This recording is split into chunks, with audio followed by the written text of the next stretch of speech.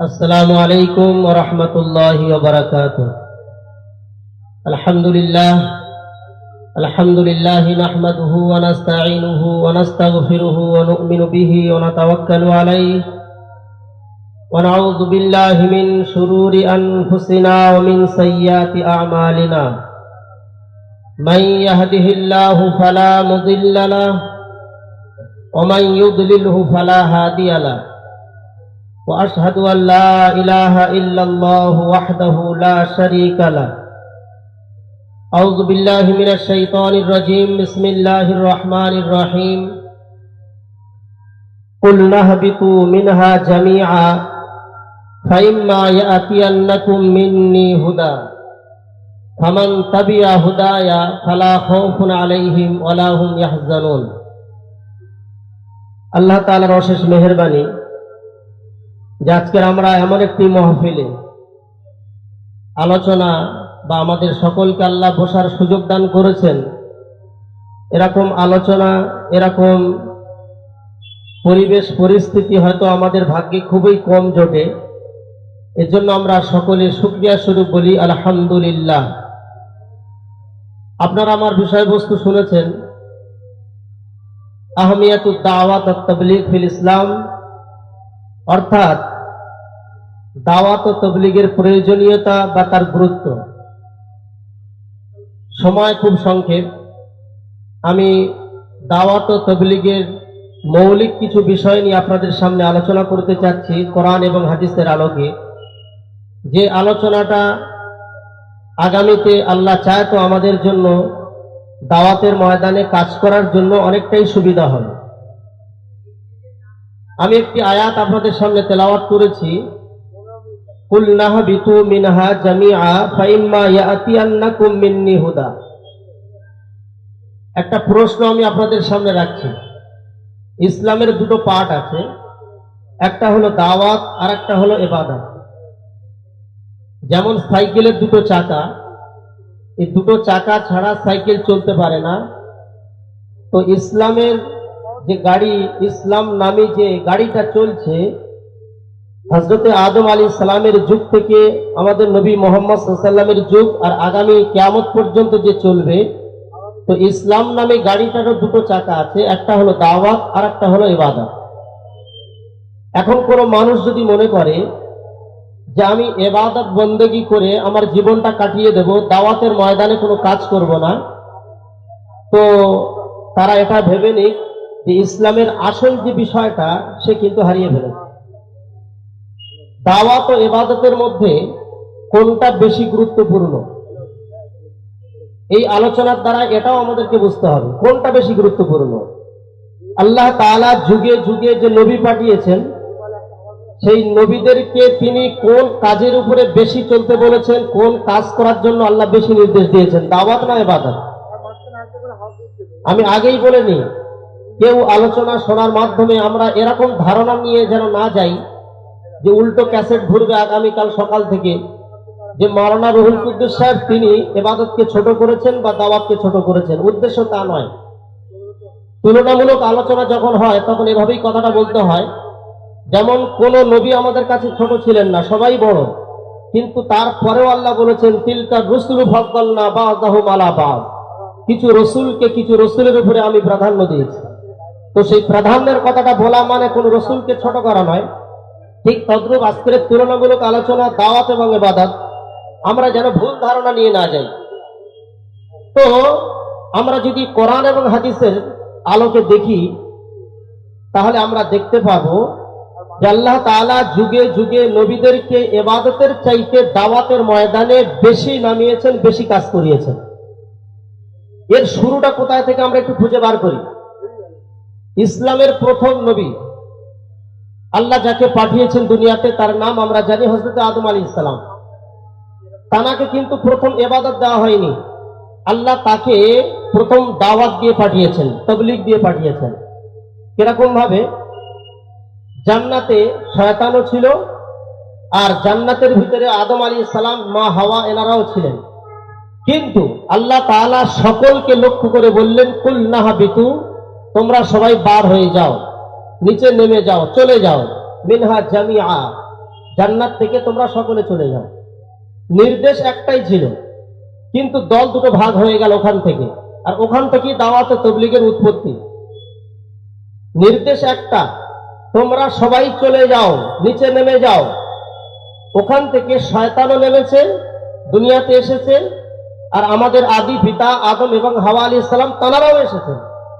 কিন্তু একজনের আশা, সে বুঝে গিয়েছিল এই কথার দ্বারায় যে আমি যদি চলে যাই, আজকের জান্নাত থেকে বার হয়ে যাই, তাহলে আর আমার ফিরে আসা হবে না, আমাকে চিরতরের জন্য বার হতে হবে, এ ঘর ছাড়তে হবে, এ জায়গা আমার জন্য আর নয়, আর ফিরে আসতে পারবো না, আমি যাই করি না কেন আর ফিরে আসবো না।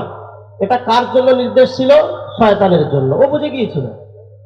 আর এরা দুজনে, আদম এবং হাওয়া আলাইহিস সালাম, এনারা এটাই বুঝেছিলেন যে না না, আমাদের কিন্তু আবার ফিরে আসতে হবে, আমরা চিরতরের জন্য চলে যাব না, এই ঘর আমাদেরই ঘর, আমাদের জন্য আল্লাহ বানিয়েছেন, আমাদেরকে ফিরে আসতে হবে, এটা আমাদের গন্তব্যস্থল। এখন দুজনা যখন ওখান থেকে বার হলো, দুই দল, তো শয়তানের জন্য কোনো রাস্তা নেই, ও যখন বুঝে গিয়েছে তখন ও চিরতরে এই দুজনের শত্রু হয়ে গেল। এরা যেন ফিরে না আসতে পারে, এর জন্য ও আল্লাহর কাছে কসম কিরে কিরতে খেয়ে নেমে গেল মাঠে ময়দানে, যে যত তুমি চেষ্টা করো আদম হাওয়া, তোমাকে আমি বিভ্রান্ত করে ছাড়বো, তোমার সন্তানদেরকে এই জায়গায় ফিরে আসতে দেবো না। আর এনারা দুজন দুনিয়াতে আসলেন, কিন্তু ফিরে যাওয়ার জন্য এসেছিলেন, চিরতরের জন্য থাকার জন্য আসেনি।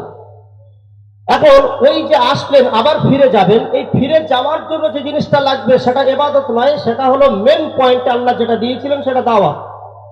যে তোমাকে যদি এই ঘরে আবার আসতে হয়, তাহলে দাওয়াতের মাধ্যমে আসতে হবে। ইবাদত এর জিম্মে, এর নিচে থাকবে ইবাদত, কিন্তু ইবাদতটা হবে বা ইবাদতটা সেটা চলবে দাওয়াতের বুনিয়াদে। আর এটাই কোরআনে আল্লাহ বলেছেন, কুল নাহবিতু মিনহা জামিআ ফাইম্মা ইয়াতিয়ান্নাকুম মিন্নি হুদা ফাইম্মা ইয়াতিয়ান্নাকুম, আদম তোমরা দুনিয়াতে যাচ্ছ, যাও, তোমাদের কাছে আমার পক্ষ থেকে রাস্তা, হেদায়েতের বাণী যাবে, হেদায়েত পথ প্রদর্শক হিসাবে আমি যুগে যুগে তোমাদের কাছে আমি একটা ব্যবস্থাপনা সিস্টেম আমি চালু করব। সেই হেদায়েতের অনুসরণ যারা করবে তারা আবার পুনরায় ফিরে আসবে আমার কাছে, আর তাদের জন্য কোনো ভয় থাকবে না। এখন আল্লাহ এই বুনিয়াদী বাক্যটা বলে আদম আলাইহিস সালামকে পাঠিয়ে দিলেন যে হেদায়েত বা পথ প্রদর্শক হিসাবে আমি পাঠাবো। তাদের দাওয়াত, তাদের তবলিগ আর তাদের আহ্বানে যারা সাড়া দেবে, তারাই কিন্তু ফিরে আবার এই জায়গাতে আসবে। অর্থাৎ দাওয়াত জান্নাত থেকে আল্লাহ দিয়ে দুনিয়াতে পাঠিয়ে দিয়েছেন, যে তোমার দাওয়াত ছাড়া, তবলিগ ছাড়া তুমি কিন্তু এই জায়গায় আসতে পারবে না। ব্যাস, শুরু হয়ে গেল আদম আলাইহিস সালামের মেহনত, দাওয়াত ও তবলিগের মেহনত। আমরা আরো যদি নিচে আসি, দেখবো যে এই দাওয়াত ও তবলিগের ময়দানটা এত প্রশস্ত হয়ে গেল যে আমরা কল্পনা করতে পারবো না। আমাদের নবী মুহাম্মদ সাল্লাল্লাহু আলাইহি ওয়াসাল্লামের পিছনের যে পিরিয়ডটা ছিল, সেই পিরিয়ডটা অর্থাৎ আদম টু মোহাম্মদ মানে ঈসা আলাইহিস সালাম, এই যুগটার দাওয়াতের পিরিয়ডটা সীমিত ছিল। এটা ব্যক্তিগত দাওয়াতি পিরিয়ড, একটা এলাকা ভিত্তিক দাওয়াত ছিল, আঞ্চলিক দাওয়াত ছিল, কিন্তু সেটা আন্তর্জাতিক হয়ে গেল আমাদের নবী মুহাম্মদ সাল্লাল্লাহু আলাইহি ওয়াসাল্লামের যুগে। কিভাবে হলো? পিছনের নবীদের যুগে আপনি দেখবেন, আমি দুটো উদাহরণ দিই। হযরত ইব্রাহিম আলাইহিস সালাম, তিনি সুদাম নামী গ্রামে দাওয়াতের কাজ করছেন। ওনার যে গ্রামটা ছিল ওটা সুদাম, আর ওনার আপন ভাইপো লূত আলাইহিস সালাম মাত্র 300 কিলোমিটার দূরে ইরাম নামী গ্রামে দাওয়াতের কাজ করছেন। এটা সম্ভব কি করে হলো? নবীরা এসছেন দাওয়াতের বুনিয়াদে। ওই যে মৌলিক বিষয়টা ছিল ফাইম্মা ইয়াতিয়ান্নাকুম মিন্নি হুদা, যুগে যুগে আমার পক্ষ থেকে হেদায়েতের বাণী, পথ প্রদর্শকরা যাবে, তাদেরকে যারা মেনে চলবে, তাদের দাওয়াতকে যারা লাব্বাইক বলবে, তারা জান্নাতে আসবে। এই কথাটা তো ভুললে চলবে না। এটা তো জান্নাতে চুক্তি হয়েছিল আল্লাহর সাথে আদম এবং হাওয়া আলাইহিস সালাম। ফিরে আসার রাস্তা ইবাদত নয়, ফিরে যাওয়ার রাস্তা ছিল কিন্তু দাওয়াত। তো সেই বুনিয়াদে ইব্রাহিম আলাইহিস সালাম আর ওনার নিজের ভাইপো লূত আলাইহিস সালাম দুজনে 300 কিলোমিটার দূরত্বে দুজনে দাওয়াতের কাজ করছেন। তো ওনার এলাকাতে দাওয়াতের কাজের বুনিয়াদটা আমি কোরআন থেকে যদি আপনাদের সামনে তুলি, সময় লাগবে, আমি শুধু আপনাদের একটু কোটেশনটা দিয়ে যাই। আপনি দেখবেন 12 পারাতে আল্লাহ উল্লেখ করেছেন লূত আলাইহিস সালামের দাওয়াতের বুনিয়াদটা কি ছিল। গুনাহ কবিরা থেকে মানুষকে বিরত রাখা, সমকামিতা চলছিল ওনার এলাকাতে। সুদা ইরাম নামী গ্রামে সমকামিতা ভরে গিয়েছিল। পুরুষে পুরুষে বিবাহ, নারীতে নারীতে বিবাহ। এখন এটা থেকে তাদেরকে বিরত রাখা, এটা লূত আলাইহিস সালামের মূল বিষয় ছিল, দাওয়াতের পয়েন্ট। তো উনি এই নিয়ে দাওয়াতের কাজ করছিলেন। কিন্তু ওখান থেকে 300 কিলোমিটার দূরে ওনার আপন চাচা হযরত ইব্রাহিম আলাইহিস সালাম, উনি দাওয়াতের কাজ করছেন, কিন্তু সমকামিতার উপরে নয়, উনি দাওয়াতের কাজ করছেন শিরকের বিরুদ্ধে। আমরা জানি ওনার পিতা ওয়াইজ ক্বালা ইব্রাহিম লিআবিহি আযার আতাত্তাখিযু আসনামান আলিহা, ওনার দাওয়াতের কাজটাই শুরু হয়েছে, উনি জন্ম নিয়েছেন এই বুত পূজা, ঠাকুর পূজা বা এই সমস্ত পূজার মাঝখানে। আর উনি পূজার বিরুদ্ধে, বিভিন্ন বস্তুর যে পূজা করা শিরক, এর বিরুদ্ধে তিনি উঠে পড়ে লেগেছিলেন। আমরা জানি এর প্ল্যাটফর্মটা এরকম।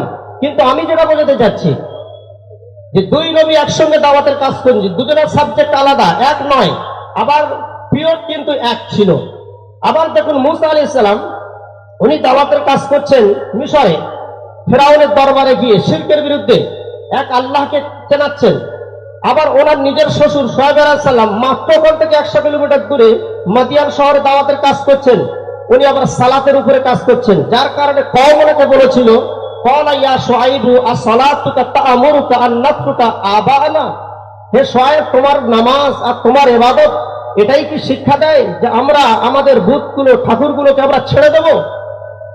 তো এক মানে ভিন্নতা আমরা দেখি, দাওয়াতের যে ভিন্নতা, সাবজেক্টের ভিন্নতা, একই সময় একই সমসাময়িক নবীদের ভিতরে ঘটেছিল। কিন্তু মূসা আলাইহিস সালাম নবী হয়েছেন, শ্বশুর নবী হয়েছেন, হারুন আলাইহিস সালাম নবী হয়েছেন, তো মূসা আলাইহিস সালাম নবী হয়েছেন। তো পিছনের যে পিরিয়ডটা ছিল, এই পিরিয়ডে চাচা ভাইপো, ভাই ভাই, বাপ বেটা, শ্বশুর জামাই নবী হয়েছেন, একসঙ্গে একাধিক নবী দাওয়াতের কাজ করেছেন, এতে কোনো সমস্যা ছিল না। আমি এজন্যই বললাম, কোরআন এবং হাদিসের আলোকে দাওয়াতি প্ল্যাটফর্মটা আমাকে যদি বুঝতে না পারি আমরা, তাহলে আমরা দায়ী হিসাবে কাজ করতে পারবো না, আমাদের সমস্যা হবে। আগে নবীদের প্ল্যাটফর্মটা আমাদেরকে বুঝতে হবে। এখন এটা পিছনের দাওয়াতগুলো আঞ্চলিক দাওয়াত ছিল, যে যার অঞ্চলে যে সমস্যাটা দেখা দিয়েছিল সেই সমস্যার উপরে কথা বলা, এটা সেই নবীদেরকে নির্দেশ দেওয়া ছিল। কিন্তু এই একই নবীদের সিলসিলাতে বিশ্ব নবী মুহাম্মদ রাসূলুল্লাহ সাল্লাল্লাহু আলাইহি ওয়াসাল্লাম তানার যখন আগমন হলো, পুরোটাই একটা চিত্র পুরো পাল্টে গেল। এবং আল্লাহ তাআলা যে কোরআনে বলেছেন, ওমা আরসালনাকা ইল্লা রাহমাতাল লিল আলামিন, আমি তোমাকে রাহমাতাল লিল আলামিন করে পাঠিয়েছি, এই শব্দটা কিন্তু আমাদেরকে বুঝতে হবে। এই একই নামে আল্লাহ নিজের নামটাও রেখেছেন যে আলহামদুলিল্লাহি রাব্বিল আলামিন। এই আলামিন শব্দটা নবীর সঙ্গে আল্লাহ ব্যবহার করেছেন, নিজের সঙ্গেও করেছেন, যে আমি যতগুলো জগতের রব, আলহামদুলিল্লাহ, সমস্ত প্রশংসা এই আল্লাহর, যিনি সমস্ত জগতের পালনকর্তা, পালনহার। এই যে সমস্ত শব্দটা বললাম, এটা বাংলা মানেতে বলে দিলাম, কিন্তু জগৎ, পৃথিবী একটা জগৎ, চন্দ্র একটা জগৎ, আপনি সূর্য একটা জগৎ, মঙ্গল গ্রহ একটা জগৎ, বুধ একটা জগৎ, বৃহস্পতি একটা জগৎ, শনি গ্রহ একটা জগৎ। যা ধরা পড়েছে এ সব জগৎ, আর যা ধরা পড়েনি আগামীতে পড়বে, কোটি কোটি জগৎ ধরা পড়বে, সেগুলো জগৎ। সবগুলোকে মিলিয়ে আল্লাহ কোরআনে 1445 বছর আগে জনাবে রাসূলুল্লাহ সাল্লাল্লাহু আলাইহি ওয়াসাল্লামের মুখে ঘোষণা করিয়ে দিয়েছেন যে আমি সমস্ত জগতের পালনকর্তা, পালনহার।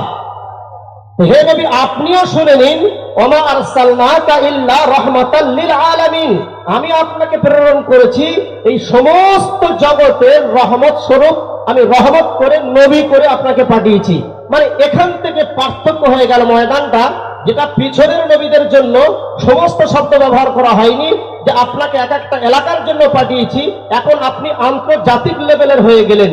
আর শুধু দুনিয়ার জন্য নয়, এ মানুষ যদি এখান থেকে হিজরত করে চাঁদে চলে যায় আর সেখানে জায়গা করে যদি বলে আর দুনিয়াতে ফিরে যাব না, দুনিয়া নামী গ্রহেতে যাব না, আসতে হবে না, ওখানেও নবী মুহাম্মদ রাসূলুল্লাহ সাল্লাল্লাহু আলাইহি ওয়াসাল্লামের বাণী, নবী মুহাম্মদ রাসূলুল্লাহ সাল্লাল্লাহু আলাইহি ওয়াসাল্লামের দাওয়াত ওখানেও চলবে। যদি বলো না মঙ্গলে যাব, যাও, অসুবিধা নেই, ওখানেও একই নবীর দাওয়াত চলবে। যে যেখানে চলে যাক না কেন, জলে, স্থলে, পানির নিচে আর পাতালে, আকাশে ভেসে বেড়াক না কেন, এর দাবি কেউ করতে পারবে না। এটা পিছনের নবীর যুগে চলতো, কিন্তু এখন আমাদের নবী মুহাম্মদ সাল্লাল্লাহু আলাইহি ওয়াসাল্লামের দাওয়াতি প্ল্যাটফর্ম এতটাই প্রশস্ত হয়ে গিয়েছে, এতটাই আন্তর্জাতিক লেভেলের হয়ে গিয়েছে যে আপনাকে ঠিক সেইভাবে মোকালা করে, গবেষণা করে মানুষের কাছে দাওয়াত নিয়ে যেতে হবে। এ সংকীর্ণতাটা দূর করতে হবে। আমার পূর্বে আমি যখন প্রথমে এসেছিলাম, একজন ভাই বলছিলেন, আমি শুনছিলাম যে কোরআন কেবলমাত্র মুসলমানদের জন্য নয়, অবশ্যই কোরআন নয়, আল্লাহ নন, এবং আমাদের নবী মুহাম্মদ সাল্লাল্লাহু আলাইহি ওয়াসাল্লাম নন। এনারা আন্তর্জাতিক লেভেলের সমস্ত মানুষের জন্য এনারা এসেছিলেন। এবার আমরা সেটাই ঘটেছি কিনা আমরা দেখে নিই। আমাদের নবী মুহাম্মদ সাল্লাল্লাহু আলাইহি ওয়াসাল্লাম যখন আসলেন তখন কিন্তু উনি সবার কাছে কি ঘোষণা দিলেন আর পিছনের নবীরা কি বলেছিলেন, পার্থক্যটা দেখুন, তুলনামূলক আলোচনা। নূহ আলাইহিস সালাম এসে বললেন যে ওমা আরসালনা ইন্না আরসালনা নূহান ইলা কওমি, আল্লাহ বললেন ইন্না আরসালনা নূহান ইলা কওমি, নিশ্চয়ই আমি নূহকে পাঠিয়েছি তার কওমের কাছে। দেখছেন, তার শব্দ জুড়ে দিলেন, মানে হে নূহ, তোমাকে আমি তোমার ভাইপোর কওমের কাছে পাঠাইনি, তোমাকে আমি অন্য কোনো কওমের কাছে পাঠাইনি। তারা কি করছে দায়িত্ব তোমার নয়, তুমি 950 বছর দাওয়াতের কাজ করো। কোরআনে আল্লাহ সূরা কসস 20 পারাতে বলেছেন যে ইল্লা 50 আমা, আমি নূহকে 50 কম 1000 বছর হায়াত দিয়েছিলাম, অর্থাৎ 950 বছর। তাহলে এই 950 বছর তোমাকে ঘোষামাজা করতে হবে, তোমাকে দাওয়াত দিতে হবে। এই নবীর এই উম্মতের জন্য তোমার হচ্ছে পাশের কওমের কাছে পাঠানো হয়নি। কিন্তু আমাদের নবী মুহাম্মদ সাল্লাল্লাহু আলাইহি ওয়াসাল্লাম তিনি যখন আসলেন তখন এসে ঘোষণা দিলেন, কুল ইয়া আইয়ুহান নাস, কুল ইয়া আইয়ুহান নাস ইন্নী রাসূলুল্লাহি ইলাইকুম জামিআ। দেখছেন, আলোচনাটা পাল্টে গেল। কুল ইয়া আইয়ুহান নাস, হে লোক সকল, আপনি ঘোষণা করে দিন, নবী মুহাম্মদ সাল্লাল্লাহু আলাইহি ওয়াসাল্লাম আপনি বলে দিন, বিশ্ববাসীকে জানিয়ে দিন, ইন্নী রাসূলুল্লাহ, আমি আল্লাহর পক্ষ থেকে রাসূল হয়ে এসেছি, জামিআ, সকলের জন্য। এজন্য মুহাম্মদ সাল্লাল্লাহু আলাইহি ওয়াসাল্লামের দাওয়াতটাও সেইভাবে আমাদেরকে দিতে হবে যে আমরা সকলের। লাস্টে এসে আমি আপনাদের আরেকটা পয়েন্টের দিকে নিয়ে যাব দাওয়াতি ব্যাপারে, সেটা হলো এই পিছনের নবীদের। আমার ওস্তাদ ছিলেন মাওলানা সালমান নদভী, যিনি বাবরি মসজিদ অ্যাকশন কমিটির বহুদিন তিনি সভাপতিত্ব করেছেন, আমি তখন ওখানেই ছিলাম না দোয়াতে। তো উনি একদিন তফসির পড়াচ্ছেন, আমি ওনাকে জিজ্ঞাসা করেছিলাম, হযরত क्या बात है, एक सवाल है, क्या सवाल, जो पिछले नबियों की जो कहानी है उस कहानी के अंदर, कुरान के अंदर जहां भी जिक्र है वहां इबादत के बारे में कोई जिक्र नहीं मिलता, लेकिन दावत के सिलसिले में इतना जिक्र क्यों मिलता है। ये প্রশ্নটা করলাম। উনি আমার যে উত্তরটা দিয়েছিলেন আপনাদেরকে বলি, খুব জ্ঞানী অথবা তাফসীরের মাহির ওস্তাদ ছিলেন উনি। তো উনি তখন বললেন যে দেখো বেটা, আসলে ব্যাপারটা হচ্ছে পিছনের নবীদের, এটা আপনারাও কোরআন যখন মোতালা করবেন এটা খেয়াল করবেন যে কোরআনে যত নবীদের বর্ণনা করা হয়েছে, সমস্ত নবীদের বর্ণনার ভিতরে আপনি একটা জিনিস লক্ষ্য করবেন, কোন জায়গায় ইবাদতের জিকির আপনি পাবেন না, ইবাদত সম্পর্কে কোনো আলোচনা পাবেন না। মানে দাওয়াতি প্ল্যাটফর্মটা কত প্রশস্ত, আমি এটাই তুলে ধরতে চাচ্ছি যে আমাদের কত প্রয়োজনীয় জিনিসটা। এই কোরআন এবং হাদিসের পাতায়, বিশেষ করে কোরআনের আলোচনাটা আমি করি, যে কোরআনে আপনি কোনো একটা জায়গাতে কোন নবীর ইবাদতের বর্ণনা পাবেন না। ঈসা আলাইহিস সালাম কেমন করে নামাজ পড়েছেন, মুসা আলাইহিস সালাম কেমন করে রোজা করেছিলেন, কেমন করে হজ করেছিলেন, কেমন করে তিনি ইবাদত বন্দেগী করেছিলেন, কত রাকাত সে যুগে নামাজ ছিল, ক ওয়াক্তের নামাজ চলেছিল, রোজা কটা করে রাখতে হতো, আপনি এগুলো দেখবেন কোরআনে কোনো জায়গাতে আপনি কোনো নবীদের ঘটনায় পাবেন না। কারণটা কি? প্রশ্নটা নিজেকে করতে হবে। বিশেষ করে আমরা যারা দাওয়াতের ময়দানে কাজ করব, আমাদের কাছে বড় প্রশ্ন। কিন্তু আপনি সমস্ত নবীদের দাওয়াতি কর্মকাণ্ডগুলো বিস্তারিত পাবেন। আমরা দেখেছি যে মুসা আলাইহিস সালাম এমন একজন ভাইটাল নবী ছিলেন, যিনি আলাদা শরীয়ত প্রাপ্ত হয়েছিলেন, যার উপর আল্লাহ তাআলা আলাদা একটা কিতাব নাযিল করেছিলেন। এই নবী মুসা আলাইহিস সালাম তিনি ফেরাউনের কাছে কিভাবে দাওয়াত দিয়েছেন এর একদম পুঙ্খানুপুঙ্খভাবে আলোচনা করা হয়েছে। ইযহাবা ইলা ফিরআউনা ইন্নাহু তাগা, তোমরা দুই ভাই যাও ফেরাউনের কাছে, সে বড় জালিম হয়ে গিয়েছে, বদমাইশ হয়ে গিয়েছে, যাও ওর কাছে যাও। দেখছেন, শুধু তাই নয়, আল্লাহ পাঠাচ্ছেন তা নয়, আবার এই একই সূরাতে আল্লাহ বলছেন ফাকুলা লাহু কাওলাল লাইয়িন, আর তোমরা দুজনে তার কাছে গিয়ে নরম সুরে কথা বলো। কিভাবে কথা বলতে হবে, সুর কেমন হবে, ভাবভঙ্গিটা কেমন হবে, এ সব কিছু আল্লাহ মুসা আলাইহিস সালামের ব্যাপারে আপনি দেখবেন কোরআনে আছে।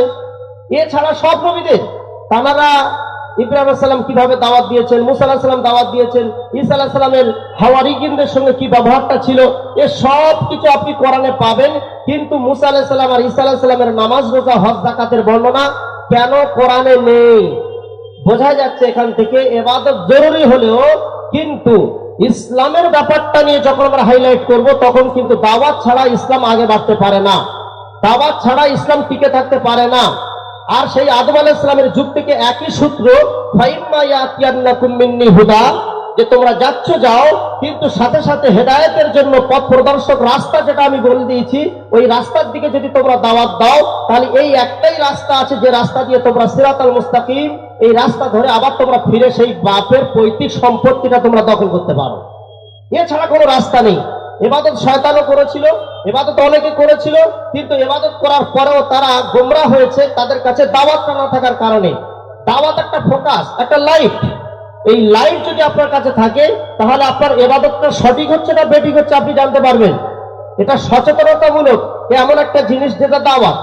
এবার আপনি দেখুন, আমাদের নবী মুহাম্মদ সাল্লাল্লাহু আলাইহি ওয়াসাল্লাম তিনি যখন আমাদের কাছে আসলেন, এই নবী মুহাম্মদ সাল্লাল্লাহু আলাইহি ওয়াসাল্লামের একটা দিক আমি আপনাদেরকে একটু ভাবাতে চাচ্ছি কয়েক মিনিট সময়ের মধ্যে, চেষ্টা করবো ইনশাআল্লাহ। সেটা হলো, কেন মক্কাকে আল্লাহ পাক রেখেছিলেন সমস্ত নবীদের থেকে। সব নবীদেরকে আল্লাহ পাঠালেন বিভিন্ন জায়গাতে, ফিলিস্তিন, ইরাক, বাবিল, বিভিন্ন শহরে নবীদেরকে পাঠালেন। লক্ষাধিক নবী আল্লাহ পাঠিয়েছেন, এক একটা জায়গাতে কয়েকজন করে নবী জন্ম নিয়েছেন। কিন্তু যে জায়গাটায় মুহাম্মদ সাল্লাল্লাহু আলাইহি ওয়াসাল্লাম জন্ম নিয়েছেন, এই লক্ষাধিক নবীর ভিতরে আল্লাহ অন্য কোন নবীকে এই জায়গাতে কেন পাঠাননি? এই মক্কা বা কাবা কেন পাঠাননি? এর একই উত্তর, টার্গেট ছিল দাওয়াত। কিভাবে দাওয়াতটা টার্গেট? আপনি দেখুন, এখানে আমরা যারা বসে আছি, আমরা নিজেদের বিবেচনা, এই যে সামনে আমার একটা স্টেজটা আছে, এর একটা মিডিল আছে, প্রত্যেকটা বস্তুর একটা করে মিডিল হয়। মিডিলটা আমরা যদি বার করতে পারি, এখন আমি এই যে বস্তুটা আছে চারকোনা, এর একদিকে একটা মোমবাতি জ্বালিয়ে দিলাম, তাহলে এর বাকি তিনটে কোণাতে আপনি মেপে নিতে পারেন যে ওর যে লাইট বা ফোকাসটা, এটা কিন্তু তিনটে কোণায় সমান তালে পৌঁছতে পারে না, কম বেশি হবেই হবে, কম বেশি হবে। কিন্তু ওই একই লাইটটা, মোমবাতি বা কোনো চেরাগ, আমি একদম এই চার কোণের মিডিল পয়েন্ট বার করে মিডিলে জ্বালিয়ে দেবো, তো আপনি দেখবেন চার কোণে যে লাইটটা ছড়াবে না, সমান তালে সমানভাবে লাইটটা পৌঁছাবে, এটা ফোকাসটা যাবে। তো আল্লাহ তাআলা মুহাম্মদ সাল্লাল্লাহু আলাইহি ওয়াসাল্লামকে তো কোরআনের ভাষায় শুধু দাঈ বলে আখ্যায়িত করেছেন তা নয়, ওমা আরসালনাকা ইল্লা মুবাশশিরান ওয়া নাযীরা ওয়া দাঈয়ান ইলাল্লাহি বিইযনিহি ওয়া সিরাজাম মুনীরা। মুহাম্মদ সাল্লাল্লাহু আলাইহি ওয়াসাল্লামকে সিরাজাম মুনীর বলেছেন। মুনীর, সিরাজ অর্থাৎ মানে উজ্জ্বল নক্ষত্র সমতুল্য মুহাম্মদ সাল্লাল্লাহু আলাইহি ওয়াসাল্লামকে তুলনা করেছেন। একটা লাইট, একটা ফোকাস। সব নবী ফোকাস ছিলেন, কিন্তু আল্লাহ অন্যান্য ফোকাস গুলোকে পৃথিবীর বিভিন্ন আনাচে কানাচে জ্বালালেন, কারণ তারা আঞ্চলিক ফোকাস ছিলেন, যে তার এলাকাতে ফোকাসটা প্রয়োজন ছিল। কিন্তু মুহাম্মদ সাল্লাল্লাহু আলাইহি ওয়াসাল্লামের নামে যে ফোকাসটা, আমাদের নবী মুহাম্মদ সাল্লাল্লাহু আলাইহি ওয়াসাল্লামের যে লাইটটা, দাওয়াতি যে প্ল্যাটফর্ম বা যে চেরাগটা, এটা আল্লাহ আগেই সিদ্ধান্ত নিয়েছিলেন সমস্ত রুহের জগতে থাকাকালীন, এই ফোকাসটা ইরাকে জ্বালালে চলবে না, এটা পৃথিবীর একটা মিডিল পয়েন্টে জ্বালিয়ে দিতে হবে। এই মিডিল পয়েন্টে জ্বালিয়ে দিলে সারা পৃথিবীতে সমান তালে হেদায়েতের আলো, এই চেরাগটা কিন্তু তবেই পৌঁছাবে। এজন্য আপনি দেখবেন মুহাম্মদ সাল্লাল্লাহু আলাইহি ওয়াসাল্লামকে এমন একটা জায়গাতে মক্কায় পাঠানো হলো, যে ওখান থেকে সারা পৃথিবীতে হেদায়েত বা চেরাগটা আমরা সমান তালে সারা পৃথিবীতে এখন কিন্তু মানুষ পাচ্ছে। এজন্য আজকে আমি আপনাদের কাছে আবেদন করব, একদম শেষ সময় এসে, যে আমরা যারা ইবাদতের উপর আছি, আমি আবেদন করব আপনারা এই আন্তর্জাতিক দাওয়াতের ময়দানে আর একটা বার এসে লাব্বাইক বলুন। তাতে কি উপকারটা হবে? আমি আমার অভিজ্ঞতার কথা একটা বলে চলে যাই, যে দেখুন, আমার দাওয়াতের জন্য অনেক অপেক্ষা করছে। এই ধরনের একটা বাউন্ডারি আছে, এই বাউন্ডারির ওপারে খুব রান্না বাড়া হচ্ছে, খাই খাওয়া হবে, ভালো ভালো একটা রান্না ওখানে রান্না হচ্ছে, কিন্তু আমরা এপারে বসে আছি, ওপারে যেতে পারবো না। শুধু একটাই কারণ, যদি দাওয়াত না থাকে। ওপারের ভাইরা যদি একটাবার বলেন না যে আপনারা আসুন, ব্যাস এই আপনারা আসুন, এই যে দাওয়াতি শব্দটা ব্যবহার করলেন, তো আমরা যাবো, আবার খাবো এবং আমরা খুব ভালো খাওয়া উপভোগ করব। কিন্তু এত কিছুর মাঝখানে ব্যবধান, শুধু আপনারা আসুন, এই কথাটাই অপেক্ষা করছিল। তো আজকের আপনি কি জানেন যে কত অমুসলিম ভাই, কত মুসলিম ভাই, কত হানাফি ভাই, শাফি ভাই, আমরা যাদেরকে মনে করছি তারা আমাদের দাওয়াতে এখনো আসতে পারেনি, তাহলে আপনি কি দাওয়াতটা দিয়েছেন? হয়তো আপনার একটা কথার কারণে তারা অপেক্ষায় আছে, আপনি বুঝতে পারছেন না। আমি একটা তাফসীরের প্রোগ্রাম করি প্রতি মাসের শেষ শনিবার আমাদের নদিয়াতে। এখন ওখানে দুজন ভাই ইসলাম কবুল করলেন, আর তারা আসার পরে বলেছেন যে আপনি যখন দার্স দিতেন, তো আমরা এই মসজিদের পাশে প্রায় আসতাম আর শুনতাম, কিন্তু শোনার পরে একদিন আমাদের মনে হলো যে মুফতি সাহেবকে ডেকে নিয়ে এসো, ইসলাম কবুল করলেন। এবার আপনি বলুন, তাহলে আমাদের হয়তো দেখা যাচ্ছে একটা দাওয়াতের অপেক্ষায় একটা অমুসলিম ভাই অপেক্ষা করছেন, অথবা একটা মুসলিম ভাই বেদাত ছেড়ে অথবা শিরক মুক্ত হওয়ার জন্য অপেক্ষায় আছেন, কিন্তু আমাদের দাওয়াত না দেওয়ার কারণে আমাদের ইবাদতটা করে আমরা বসে আছি, কিন্তু একটু তাদেরকে আসুন বা একটু তাদের কাছে দাওয়াত না দেওয়ার কারণে হয়তো জিনিসটা অন্যরকম রূপ নিচ্ছে। এর জন্য কোনো হিংসা বিদ্বেষ নয়, আমরা আপোষে মিলে মিলে আল্লাহ চায় তো কোরআন এবং হাদিসের আলোকে যদি আমরা দাওয়াতি প্ল্যাটফর্মটা একটু এগিয়ে নিয়ে যেতে পারি, তো আল্লাহ চায় তো ইনশাআল্লাহ কোরআন এবং হাদিসের সেই আন্তর্জাতিক যে লাইট বা যে ফোকাস যেটা নবী মুহাম্মদ সাল্লাল্লাহু আলাইহি ওয়াসাল্লামের ওয়ারিস হিসেবে আমরা পেয়েছি, এটা সারা পৃথিবীতে আবার ছড়িয়ে যাবে। ওয়া আখিরু দাওয়ানা আলহামদুলিল্লাহি রাব্বিল আলামিন।